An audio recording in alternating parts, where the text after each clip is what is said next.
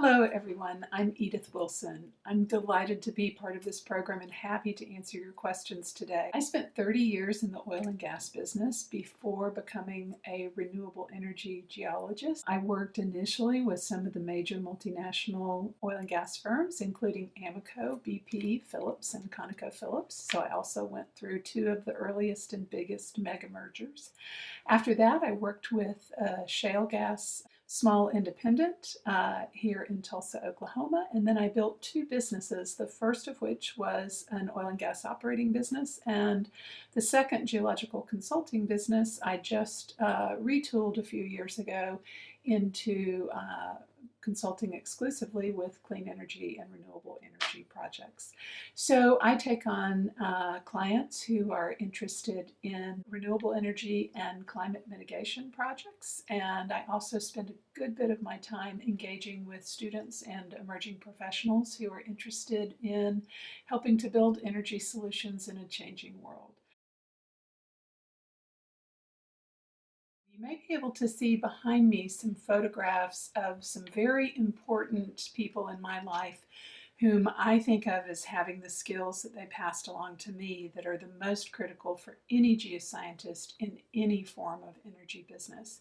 My mother and grandmother were architects, and they used their creative ability to visualize in 3 dimensions new ideas out of practically nothing from input.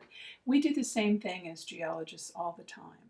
We take small bits of very disparate data from the surface and subsurface of the Earth, and we knit them together into a 3 dimensional, sometimes 4 dimensional model of how the Earth works, and we make creative predictions based on those models. The other learned skill that I think we bring to the table that is also vitally important is the ability to consider risk. This ability to manage risk is really one of our most important skills that we bring to the table. And finally, of course, the most important thing that we bring that no one else can bring is our ability to understand how the Earth works. This particular aspect of understanding 3 dimensional Earth models and being able to assess the risk associated with managing all of those different pieces of the Earth, that's what we bring to the table as energy geoscientists. And those skills are going to be equally as important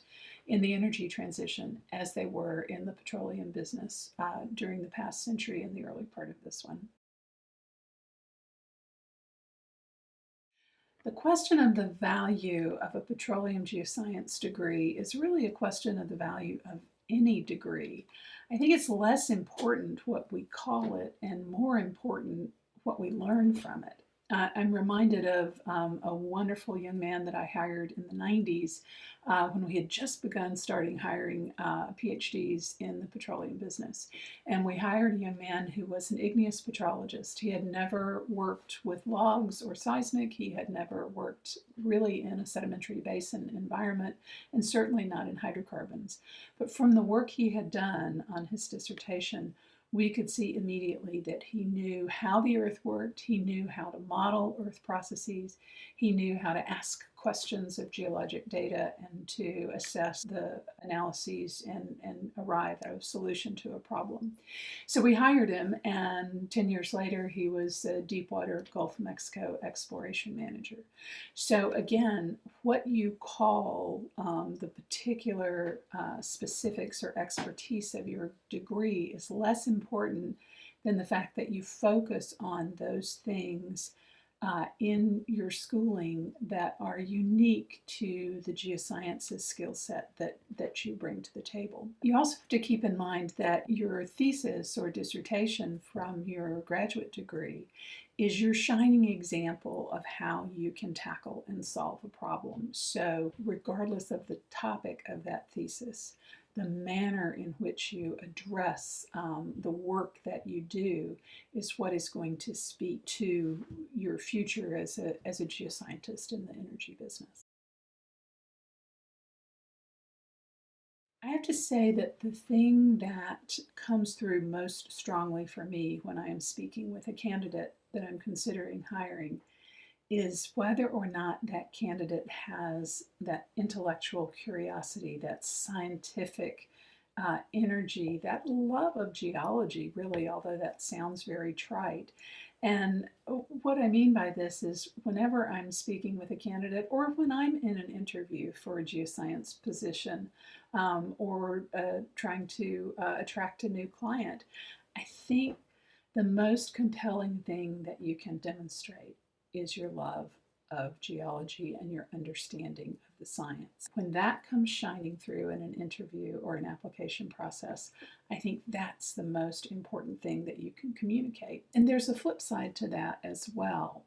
Your interviewer or the person who's reading your resume on the other side of the screen needs to understand that you have taken the time to get to know them. So I also suggest in preparation for an interview or an application that you get to know the person you're going to be speaking with or the company that you're applying to. That sort of mutual respect between the job applicant and the company to whom they're applying for work is a really important thing to bring with you to the interview table.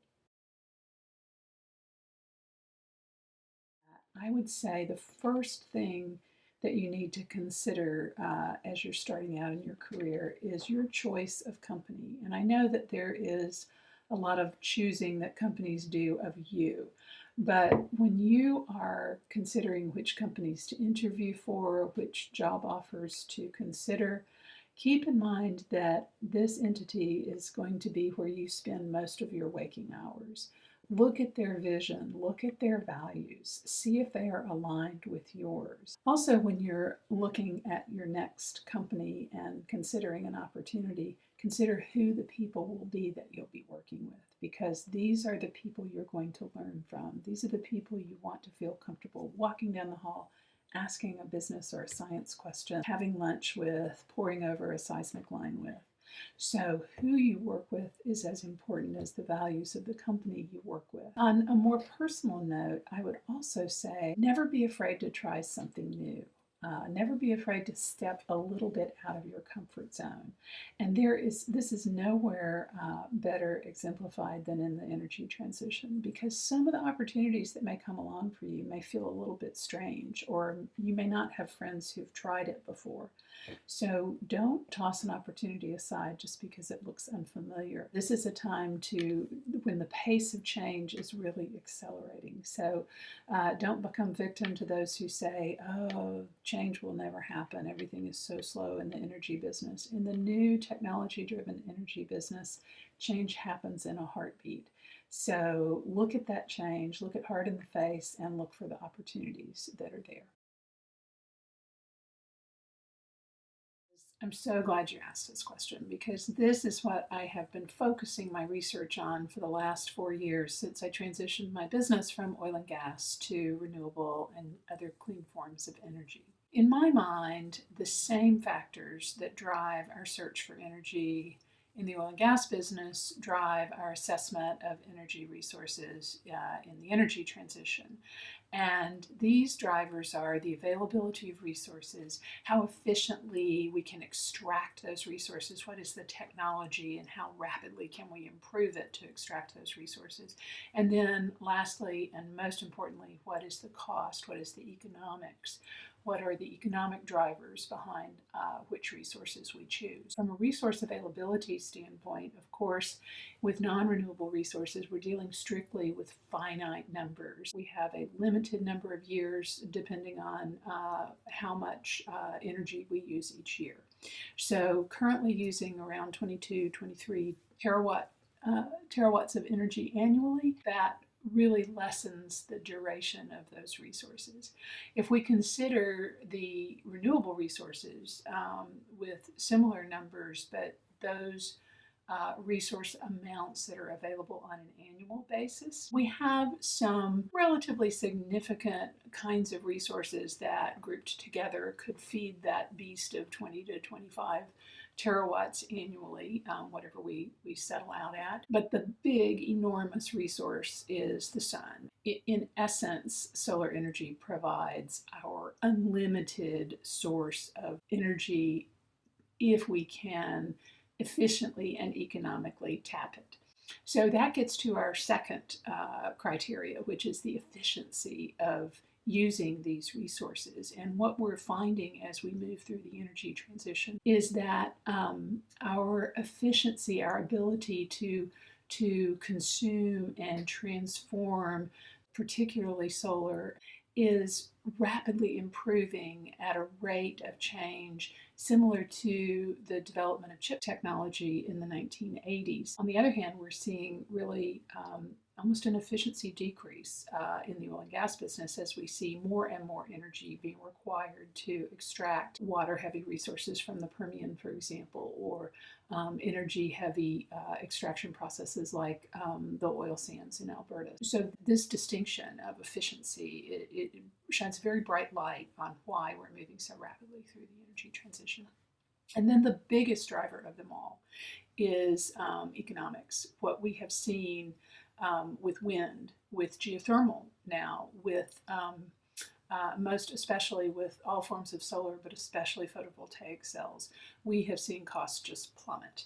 And as those costs have plummeted, we have seen study after study show that the least expensive forms of generating electricity today are wind and solar, with natural gas being a close third. Now, the other piece to that equation is the ability to store that cheaply and efficiently generated energy during nights and non-windy times. And so the other improvement in productivity coupled with cost decline that we have seen in very, very recent years, in the last couple of years, is the lithium-ion battery. We've seen those costs also drop dramatically in the last 2 or 3 years. So we're seeing, strictly from a cost perspective, but backed up by that efficiency and that availability of resources, we're seeing that renewable energy, clean energy, is rapidly becoming the energy source of choice for those 3 reasons.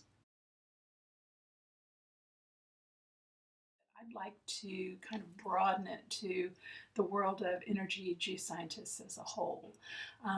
I really view this question as getting at the heart of the matter when we think about our careers and we think about all the changes, the ups and downs in the energy cycles, the choices we make of which kind of position and career to pursue. And what I like to think of is the United Nations Strategic Development Goal number 7, which says that we're going to work between now and 2030 to provide access to reliable, affordable, sustainable, and modern energy for all people on the planet. Now, if that is not a description of what we do as energy geoscientists, I don't know what is. Every one of us who's been engaged as an energy geoscientist throughout the century of petroleum exploration, and now as we move through the energy transition to new forms of energy, we are all working toward that goal. So, yes, taking a different direction, but still working toward that goal is something we can all really think about doing. Now, what I do see, and there's some really wonderful data, global data, and projections that were made by the AGI about how our jobs are going to change in the coming decade in particular. And what I find fascinating about this study is it doesn't just predict that there's a decline in oil and gas jobs for geoscientists, but it predicts that there is going to be a rise in the need for geoscientists, but what those geoscientists are going to do is going to shift. We're going to find ourselves as geoscientists more involved in the efficiency side of the equation with respect to energy resources, where the value is added. And we're also going to find ourselves in that risk assessment profession, looking at how we build more livable cities, looking at the more civil engineering and environmental phase of things. I think that the role of the scientist, of the energy geoscientist, in building and developing and maintaining sustainable supply chains for resources of all kinds, not just for energy, but also for building and for how we run our daily lives, that is going to be a critical part of our jobs going forward during the energy transition. I like to think about this time as sort of a great unplanned experiment. We've put the brakes on our energy consumption, on the economy, and I think we have to recognize that in doing so, we're taking a great collective action in hopes that it will improve our public health and save us from devastating losses from the pandemic. But we also have to recognize that that has disastrous economic consequences for some members of our global family. So I think we have to look at this big experiment both from a positive potential side, but we also have to keep in mind the compassion of those who are in danger of losing their jobs, their livelihoods, and perhaps their homes. So as we contemplate this time, we have to think about what we can do without on the other side of this great experiment. We've reduced our energy consumption dramatically. And when we emerge post-pandemic, will we ever go back to the sorts of consumption patterns that we used before, or will we learn ways we can manage more efficiently? It's kind of a forced reset. We have to think about how we do things, and we have to modify our business practices. One thing also that the pandemic has brought to us is a newfound respect for scientists. And it's my hope that this newfound respect for science will also result in a newfound respect for technology and for technological advancements that help us to increase our efficiency and affordability of those energy resources for everyone around the world. I also think we're seeing in the market studies that I have read that it is easier in a downturn to finance the projects of renewable energy, particularly wind and solar and storage. So it's my expectation that during this downturn, we'll also begin to see a little more energy equity in the globe, where energy is more equitably distributed and where at the more distributed end of that scale, we're producing less and less carbon. That's my expectation, I think, of energy geoscientists during the coronavirus pandemic and beyond, is that we will work to use our skills as subsurface and surface architects of the earth to help build a better normal. Well, the first thing I'd love to say is don't change a thing, because from the time I first began recruiting students in the late 80s to today, I have given the same message to university professors, which is you teach them how to understand the earth with basic principles, and we, whether we are geothermal or oil and gas or mining, we will teach them how to use the tools and the particular data sets that we find most useful. But if they don't understand how the earth forms and deforms and how fluids flow in porous rocks, we can't really teach them that. So the first thing you need to do is keep doing what you're doing. But I think eyes wide open, we again need to look at what the new energy resources are going to require of our earth scientists. And I certainly think that there's going to be more emphasis on fluids. We're going to need a better understanding of water-rock interaction on an aqueous geochemistry side, not just organic geochemistry. As we move away from just extractive processes and more towards optimization of our energy resources to squeeze the most bang for the buck that we can out of them, we're going to need to focus on material science, on mineralogy, on surface characteristics of minerals and metals. When we think about working on the sustainability side and environmental footprint side of our extractive industries, be it oil and gas or mining, and also on the built environment, on building more livable cities, mass transit, quality of air and water, and the civil engineering aspects of environmental science, we're going to see this need for much better understanding of the surface. And they're also critical to the climate change mitigation work that we as earth scientists need to do. So a little bit of climate science, a bit of oceanography, and certainly a continued emphasis on sedimentology, geomorphology, and coastal processes. So that's my view and advice to geoscience university professors. I love this question because I can honestly answer it. I have never applied for a job for which I met all of the criteria. And I think this is so important. You need to reach beyond your known. when you're looking for a new opportunity. And you need to be very careful when you do this. You need to make sure that you have enough core skills to do the job and do it well. And you need to make sure that you explain that to the person who's hiring. And then you also need to be able to explain the areas where you're weak, and you need to be able to point to resources that you will use within your new position to bring you up to speed. So never be afraid to apply for a position for which you're not meeting all of the criteria of qualification, but be ready to explain what you do bring to the party and how you'll work to meet those areas where you can't tick all the boxes just yet. And if my experience is anything to go by, you will just love those jobs best that you have the most room to grow in. Oui, bien sûr. Si, absolument.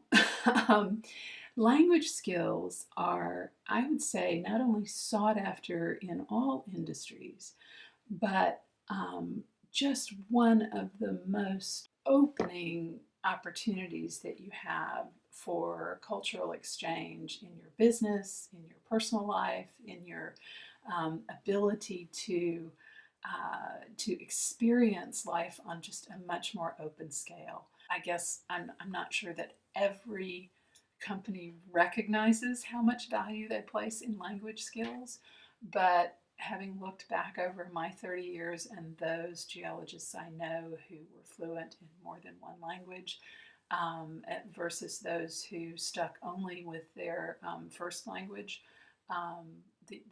the ability to experience your career is dramatically enhanced by the ability to communicate in more than one language.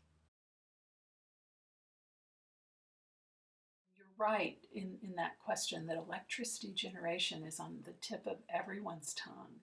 And certainly the utility side of that business is, while it's fascinating and it's evolving in the realms of Internet of Things and AI, and just technology is blasting ahead at a lightning pace, it's not necessarily the part of the business where geoscientists are going to have a huge role. But we need to follow those market trends, because what is building that ability to make those technological advances is the solar voltaic cell, and even more importantly from our perspective, the storage batteries. So the ability to resource materials for batteries, to process materials for batteries, and even more important in today's world of investment and business development, to use our geoscience skills to help develop and maintain sustainable supply chains for storage, for renewable energy components, and for the built environment, I think is going to be one of the most important jobs for geoscientists, for energy geoscientists in the next century, is that supply chain management, soup to nuts, from a sustainability perspective. I can speak to more than one industry downturn, as you might imagine. I started my career in 1987 in Houston, Texas, when half the city was a ghost town as a result of the dramatic downturn in the early to mid 80s. So, starting out in a downturn, whatever your business, if you can survive in that, you're going to develop some skills that your peers who come in during boom time will never have the benefit of. So there's a distinct advantage to starting during a downturn. I built my first business, made first payroll with my business partner in the fall of 2008. So we started our business at the time that the global recession was underway. And again, I learned through that. That was not our intention. Our intention, we were going to start during the boom times, right? But what I learned through that is that the opportunities that are there when the industry is shrinking, the ability to absorb assets at good prices that are not appealing to the big financially backed companies during the boom times, but the ability to absorb these assets and put a little polish on them and understand their geology and engineering and turn them into a profitable business is certainly there. So I anticipate that in this downturn there will be some opportunities like that. But then the third experience that I have in this is during a boom time in the oil shale business in Oklahoma in 2016, when things were going along pretty swimmingly for us. That's when I decided to get out of oil and gas altogether and check out what was going on the clean renewable energy side of the equation. What I found is that making that change forced me to open my eyes to an entirely new set of data. And what I found is it wasn't so different after all. It was just new data, new opportunities.